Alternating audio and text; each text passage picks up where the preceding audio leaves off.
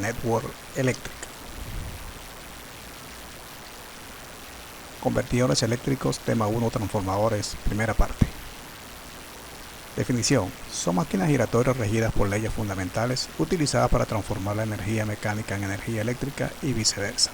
Objetivo: proporcionar un conocimiento y comprensión de las leyes básicas de la electrodinámica que rigen el comportamiento de las máquinas eléctricas giratorias y las características de funcionamiento del transformador. Sistema eléctrico de potencia, constituido por una fuente, transformador elevador, una línea de transmisión, transformador reductor, una línea de distribución, carga. Ley de Ampere, ley de Faraday, transformador ideal, consideraciones de flujo, reducción de impedancia, transformador real, circuito equivalente, transformador bajo carga, circuito equivalente aproximado, transformador trifásico. Transformador es un equipo eléctrico que permite cambiar los niveles de voltaje y corriente desde una entrada a una salida mediante el acoplamiento de bobinas, permitiendo un mejor transporte desde los centros de producción hasta los centros de consumo. Transformador de 480 a 208, energizado a través de un breque, pasa por el transformador y luego va a un tablero desde donde se distribuyen a los diversos circuitos. Teoría elemental. Las máquinas eléctricas y transformadores estudiados son de frecuencia y magnitudes que se desprecian las corrientes de desplazamiento de las leyes de Maxwell, considerándolos como casi estáticos. Los campos magnéticos bajo condiciones de tiempo variable son los mismos en condiciones estáticas para un mismo nivel eléctrico. Ley de Ampere es una relación entre corriente eléctrica y campo magnético. J es la densidad de corriente medida en amperios sobre metros cuadrados y H es la intensidad de campo magnético en ampere vuelta. Es un conductor de longitud L cuando lo atraviesa una corriente I, se produce a lo largo y alrededor de él un campo magnético. Si tengo una estructura de vuelta, tendré que el campo se concentra en el centro del mismo. J de A, HD de L es la expresión matemática. Aplicación: si dispongo de un núcleo y en una de las columnas hago un bobinado de conductor, a lo largo del núcleo tendré un campo magnético producido por la corriente.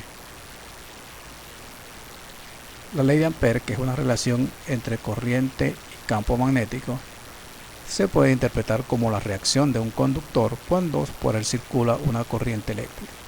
Esta reacción es un campo magnético alrededor de él. La intensidad de campo magnético produce una densidad de flujo B. Phi es igual a la densidad de flujo por el diferencial de área. Dentro del núcleo de cualquier punto en el recorrido tendré que el flujo es igual al producto de la densidad de flujo por el área. Funcionamiento con corriente alterna. Ley de Faraday.